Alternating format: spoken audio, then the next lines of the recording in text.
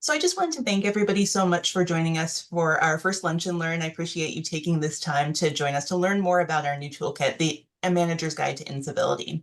And what we're going to be doing is we're going to be kind of offering up a short introduction about what incivility is, talk a little bit about what can make the likelihood of incivility higher within workplaces, and finally strategies for handling incivility as a manager. We'll conclude with a kind of a brief introduction of the toolkit, which is currently available on our website for download. And I've shared that link in the chat, and I will do so again at the end of the session for anyone who joins us later. So I wanted to start off with introducing you to a cast of characters, archetypes, really, some of whom may seem familiar, to help us explore the idea of incivility and the conditions that support and sustain it. And the first character I want to introduce you to is the steamroller. And the steamroller has a tendency to bluntly shoot down any idea that she doesn't think is good. She tends to do it without a whole lot of tact and consideration for others. And then mysteriously, she's frustrated by her team's refusal to engage in discussion at meetings. No idea how that happened. The next archetype I'll talk about here is the scapegoat. I'm going to give him the name of Alistair. And everything is Alistair's fault. He is obnoxious. He talks over other people. He slows down every project with what seem like pointless questions. And his colleagues are privately wondering, what's it going to take to get management to notice that he's dragging the team down? They think, life at work would just be so much better if this guy would disappear. The next one is the one who is never at fault. This one is a top performer, but he is highly reactive. When something goes wrong, this colleague throws a fit, either by tossing papers in the air or storming around the office, glaring at anyone who's talking.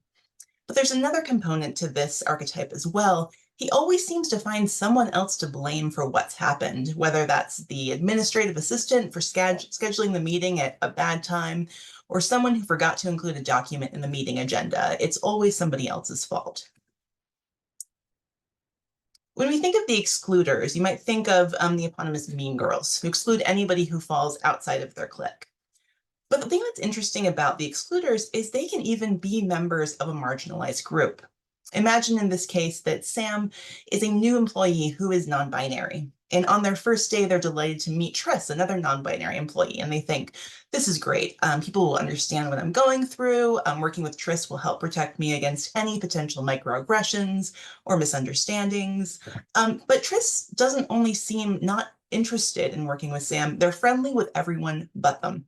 They gossip about things that they say, and it's just kind of creating this really unpleasant work environment. The next archetype is the non-responder. They could be the nicest person that you'll ever meet, but they are incredibly difficult to get in touch with.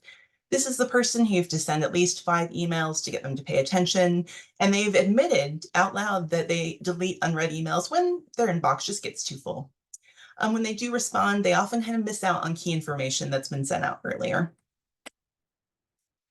And finally, our last archetype that we'll take a look at is the one who doesn't get it. So imagine the situation. The one on the right is wondering, what did I say that's so offensive? It's true that gay men dress better than straight men do. It is a compliment. Why are you acting so strangely about it? So whether you have had the pleasure or misfortune of meeting those who fall into one or more of these archetypes, chances are they're at least familiar to you. And each of these archetypes represent a kind of incivility that we frequently see in the workplace. So let's start off with this question. What is incivility? We hear it and have an idea, but let's talk about exactly what we mean by this. We can think of incivility as this broad umbrella term that encompasses things like disrespect and discourtesy, but kind of regardless of what words you use to describe it, what it essentially indicates is a disregard for others and a disregard for workplace norms, which I'll talk about in just a minute. Some forms of incivility, like microaggressions, are targeted specifically at certain groups, while others, like general discourtesy or overall rudeness, tend to be universal behaviors that can be targeted to anyone. And one of the first things we want to say is that civility is not a synonym for niceness. And here's my reason for saying that. Basically, niceness is a concept that has and continues to be weaponized against different populations. For example, women in leadership are often undercut when they express anger or act in such a way that's perceived as unpleasant. Research on how racism affects perception has found that Black workers are perceived to be hostile and rude more than white employees, even when they wear the same neutral expression on their faces. So, niceness is a really fraught concept. Civility, though, is what we're talking about. And that's just behavior that recognizes another person's humanity.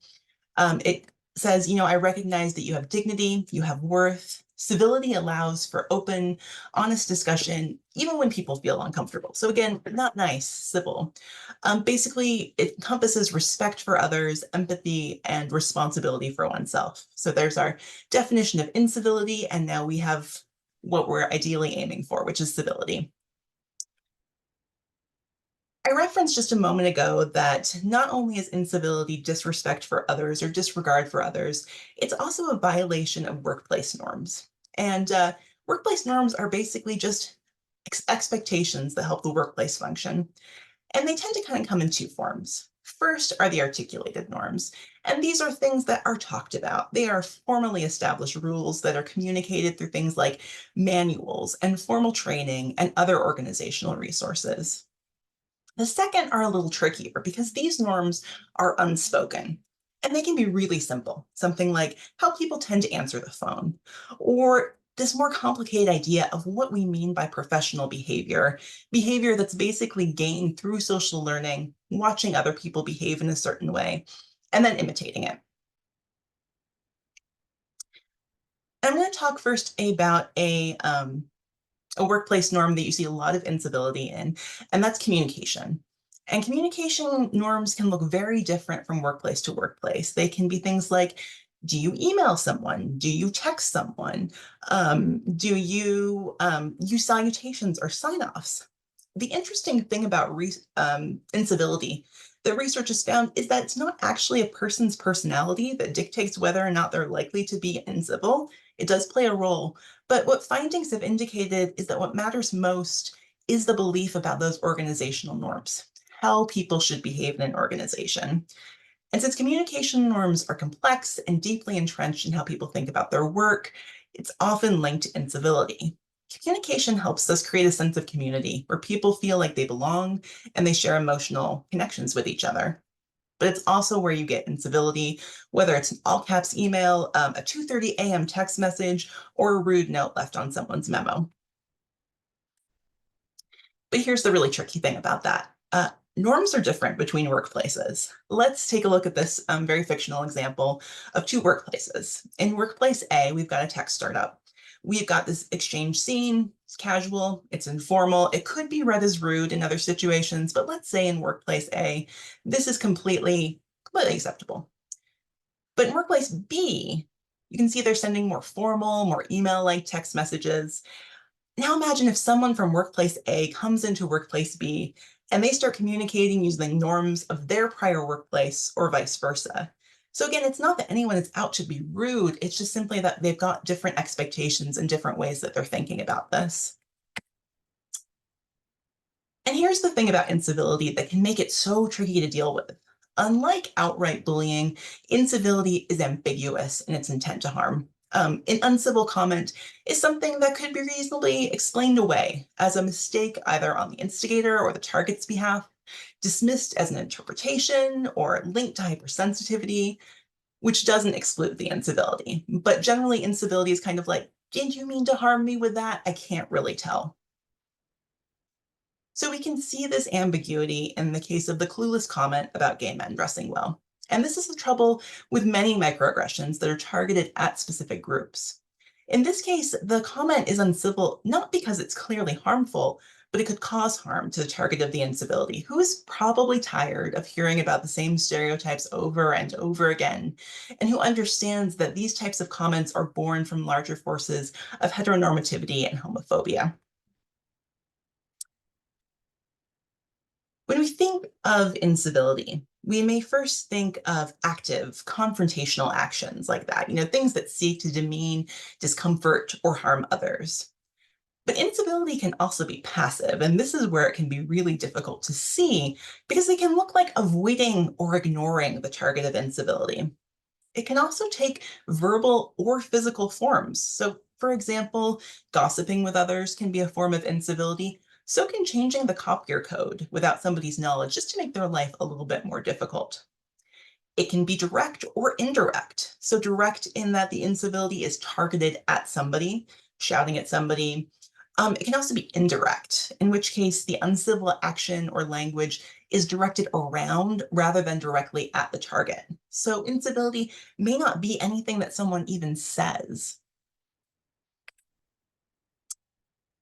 Can be useful to think about uncivil behavior in the workplace as a spectrum, and incivility is the mildest form of this. Some forms of uncivil behavior, like discrimination, harassment, becomes unlawful if it's based on certain identities and creates a hostile work environment. But that's not what we're focusing on. We're focusing on those like little minor things that, they're not actionable. You wouldn't complain about them necessarily. They just make life a little bit more difficult at work. And in the cases where you have incivility that's backed by power, then you get to bullying. And bullying basically happens when someone has the power over you, whether it's they've got, an identity that's valued, they something about the organizational culture says they're more valued, or even simply they've got direct influence over the target. So in the case of managers, sometimes managers are uncivil to their subordinates, so they exact control over them by wielding power, or workers are uncivil to each other to express or establish their own clout or to compete for limited resources like promotions or raises. And in those cases where the instigator holds more power than the target of the incivility, so like a manager who is constantly uncivil to a direct report, that incivility becomes what we would call bullying. So where did all this come from? People have been uncivil with each other forever and will continue to be forever. But the idea of workplace incivility was first introduced through the organizational behavior literature in 2001 by researchers Lynn Anderson and Christine Pearson. And what they noticed is they said, work is getting different. And this is in 2001, so 23 years ago. But they said there's getting more and more emphasis on like productivity at all and on flattening organizational hierarchy. So it's no longer clear where everybody fits. And it's also, all those things are linked to additional stress. So essentially, what they found is that the demands of jobs were increasing while the normal sources of support and resources were disappearing or lowering in the case of wages.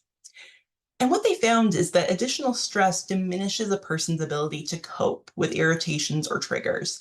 And that in turn leads to what they call workplace incivility, which is just simply unproductive or rude behavior.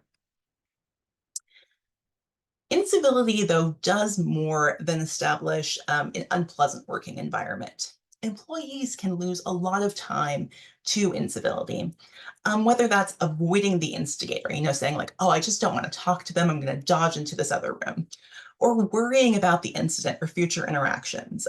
That's one I'm definitely guilty of. I'll spend a lot of time ruminating on things. But that takes time out of an employee's day, time that could be spent at work.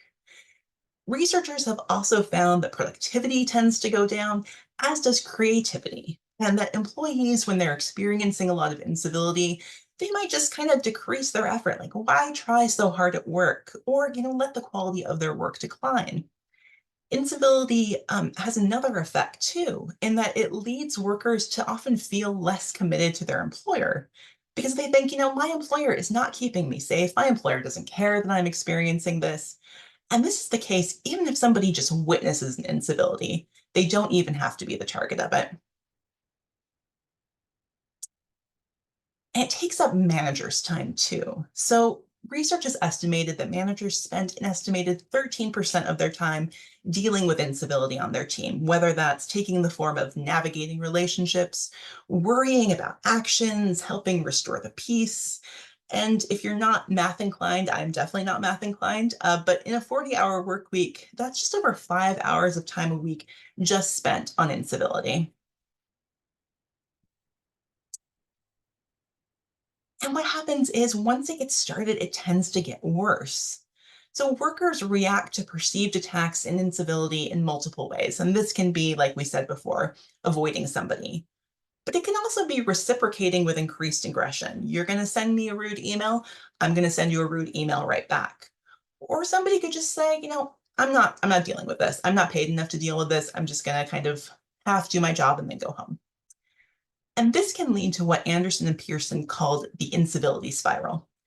Basically, it's what happens when one negative action from one party leads to another until counterproductive behaviors just overtake the workplace. And that's how you get those really unpleasant, really toxic working environments.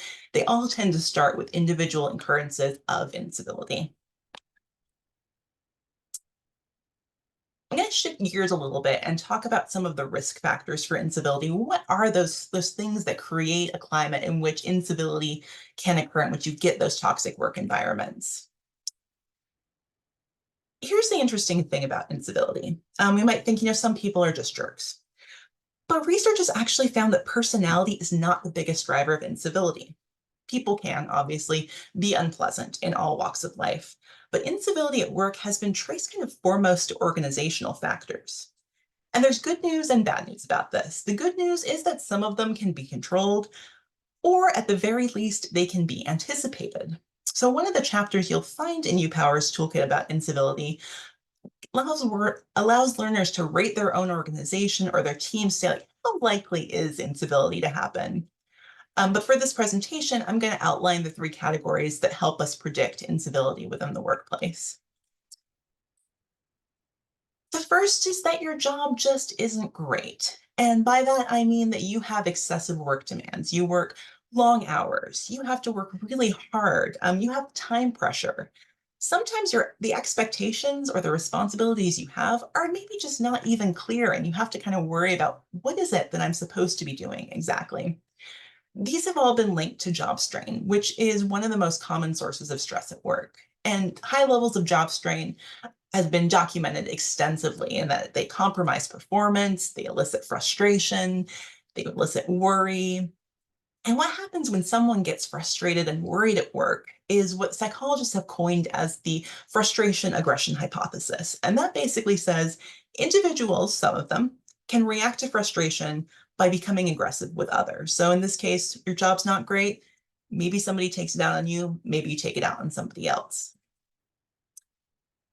The second organizational factor that can influence incivility is culture and climate.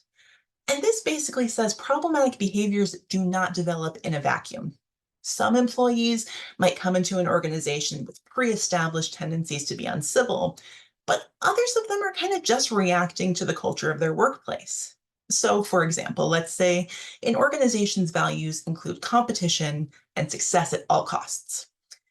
Employees are understandably more likely to act in a way that promotes their interest over the interests of others because they have been told their organization doesn't value lending a helping hand or being kind to somebody. And this can happen in unstated ways too. So let's say an employer, they claim like, oh, we love collaboration. We want everybody to collaborate. But then when something comes out, they kind of ignore all the people who contributed to it. They just focus on the one person who's responsible for it. And that can lead to employees becoming aggressive about claiming credit or downplaying colleagues' ideas. And finally, and maybe most importantly, if employees don't trust that employers are concerned about their welfare, that they don't care how they feel, they're more likely to engage in interpersonal hostility. And the last organizational factor I'm going to talk about is stability. And organizational stability and job security really is what we mean by this. They are key components in workplace psychological safety.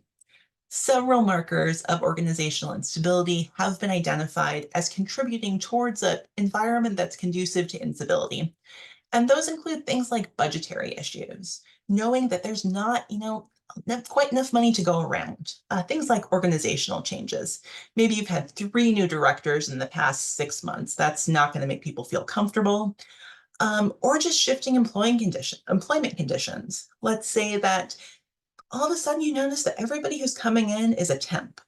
And you're beginning to think, wait, what's happening in my workplace? You're getting frustrated, you might be getting aggressive. And these are the environments in which incivility can occur. You might be thinking, as I did when I first read this, that, this is all well and good, but, some people are just awful to be around. And it's true that individual level characteristics do affect the likelihood of incivility, which I'll talk about now.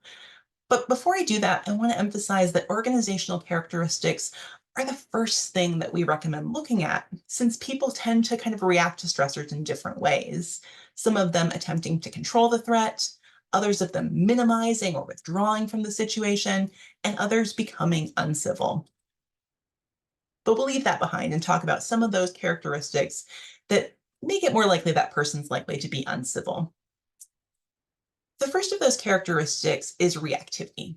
And individuals who are highly reactive to events, they could be great to work with on a day-to-day basis. They're calm, everything goes as normal with their daily routine. But the moment there's a stressor, they tend to respond with kind of overt or substantial negativity. Now, the world ends the moment they start thinking about this. A normally collegial colleague who is reactive could respond to news of a delay by slamming a door, announcing that they intend to quit their job. And this is dangerous in all occupations, but in high stress occupations that demand considerable investments of time or emotional labor, these reactions can be really notable and cause an impact because those workers just don't have the reserves of energy and patience to draw on to deal with somebody slamming with a door. Someone slams a door, it's probably going to escalate immediately. This could be the case with the archetype of the person who is never at fault. If this person works in a high stress job, then they might feel like everyone around them has failed them because they themselves cannot fail. And then something as simple as changing the chain of responsibility or ensuring that somebody else is equally responsible can help calm that person down and make them less reactive. Or on a personal level, emotional management skills can help employees figure out, you know, should I be reacting by slamming the door, by blaming the admin? Probably not. Who's the person I should be upset with? Can I deal with the situation at a later time? All of these things are linked to reactivity. The second personal factor that can lead to increased likelihood of incivility is conflict management. And that basically says if you believe in a worldview where people are winners or they are losers, you can control the situation by managing what other people do and being a winner. Employees who operate in this style can tend to be more focused on attaining their goals over other people's goals, which they view as less important. Winning at any cost becomes the priority when conflict is handled this way. And so other employees, they don't like that at best, or they find it inappropriate at worst.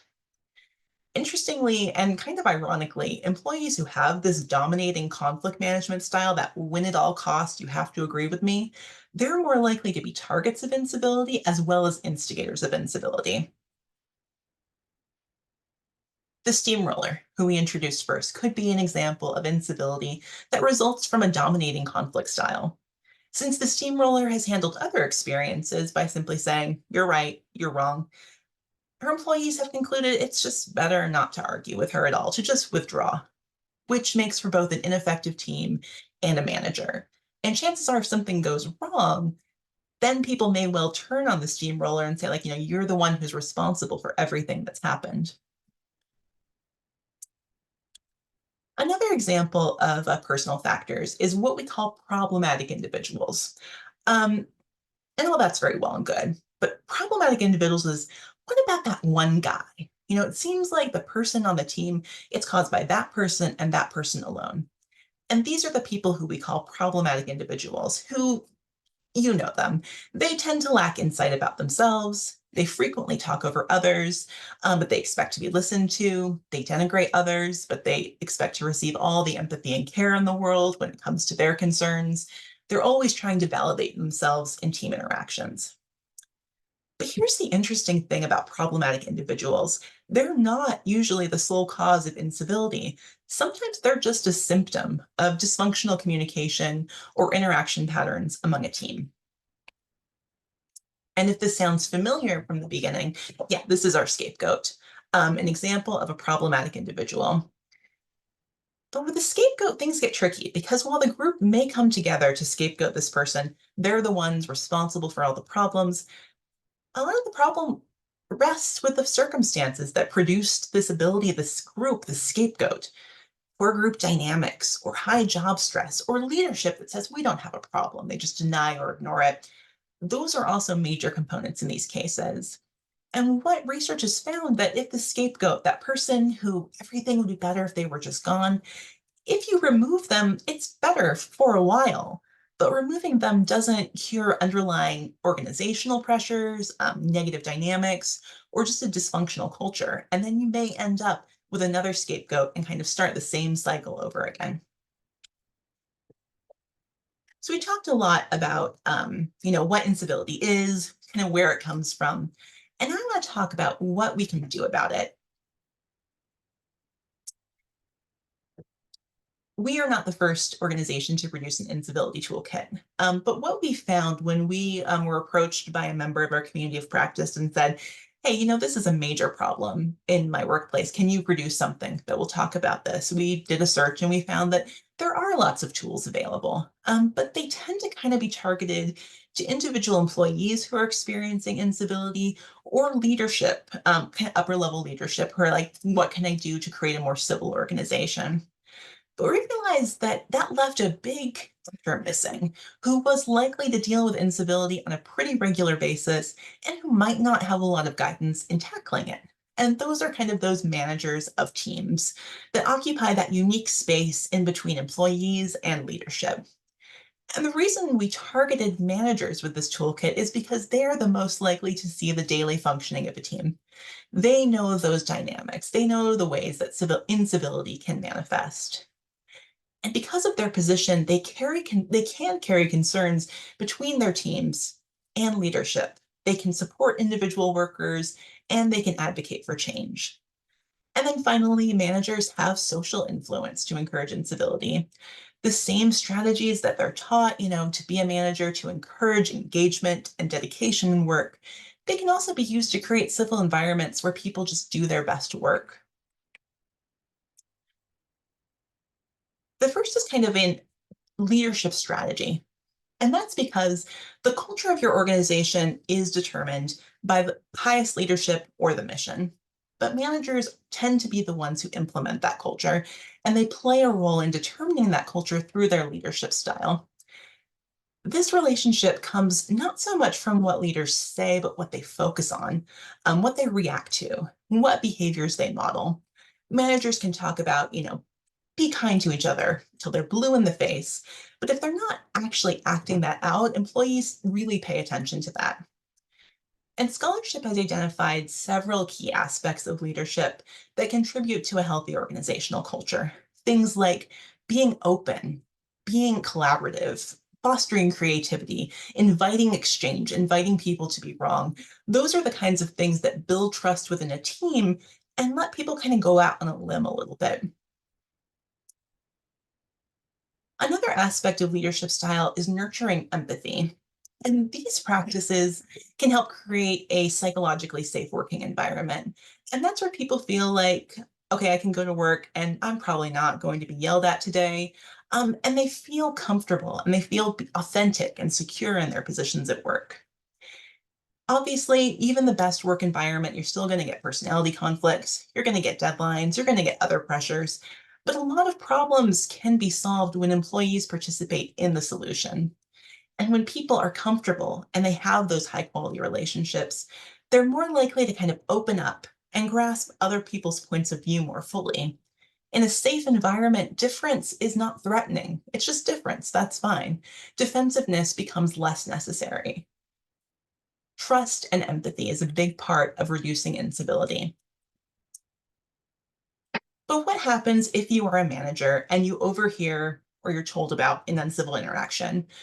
Quick side note, you're not very likely to be told about incivility until it's become a major problem. Just people have found that they are not comfortable reporting incivility for various reasons. So you're more likely to witness something than to be told about it. But if you overhear uncivil encounters, they're unpleasant, but they can develop key opportunities for employees to develop emotional management skills or seek out support from each other. And the first task of the manager is really, really simple, and that's to listen and that's to take the complaint seriously. A lot of scholars advocate for zero tolerance incivility policies. And that doesn't mean we fire someone at the first glimpse of incivility. What that means is that no incivility is deemed too small to address. Something made you feel bad, let's figure out what's going on with it. And that's difficult, right? Because our tendency is probably to say, not a big deal, undercut ourselves, to dismiss the complaint or make excuses. But remember that incivility spiral when one kind of begets another and then you get that going and going? We want to cut that off at the start, stop that spiral from beginning. And so to help managers respond to incivility they witness, we've developed what we call the STEP model.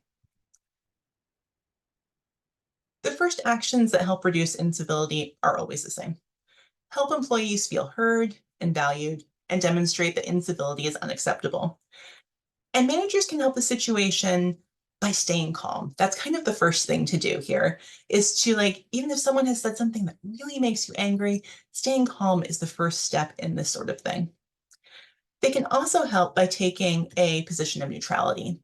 So this is when you don't side with one employee over another. Even if you think like, yeah, that's really this person's being awful, taking that position of neutrality helps kind of maintain that calm environment. Other things that managers can do is evaluating the situation, thinking about what is my work environment like? Do we have a set organizational policy against incivility? And then once they've kind of thought about it, they've stayed calm, they've taken this position of neutrality, then they respond to the situation. And responding to the situation does not have to be a big formal event. Sometimes I can just simply be responding to incivility with a question like, hey, why'd you say that? Or, ouch, that seems harsh. Those kinds of minor things can be as effective as anything else. So now I've given you kind of a quick introduction to incivility, I'm going to plug our toolkit. I'm going to drop, again, the link in the chat here. And our toolkit is now available on UPower's website. In order to download it, you will be asked to fill out a very short survey that will help us identify like who is using this toolkit, how are they going to be using it, and what can we do to kind of create good, useful tools in the future. The toolkit itself is currently in the form of a PDF that contains these discrete chapters that can offer more information about incivility, including why employees might be lost when you create that uncivil climate. We also offer additional case studies in this toolkit, reflection exercises, and self-scoring surveys to help determine, like, am I at risk for incivility? Like, how well is my organization really supporting me? So I have talked to you very enthusiastically for a while, and now I'm going to ask if there are any questions, either about the toolkit or about incivility more generally.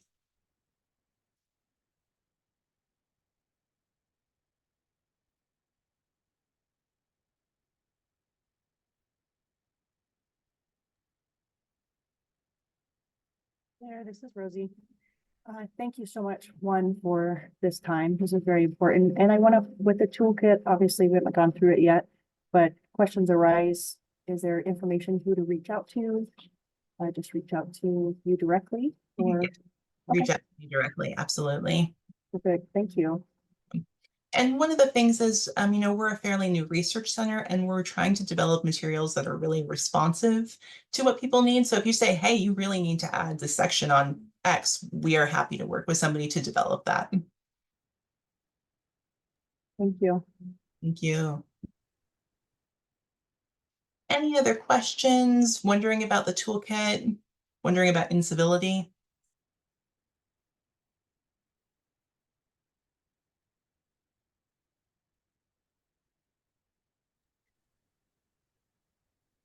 This is Emily. I'll just say that there are a few comments in the chat.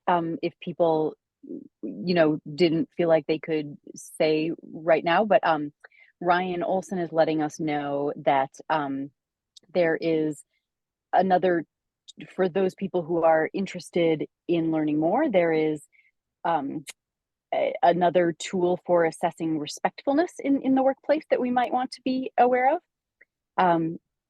And the other chat, sorry, I just lost my my chat window,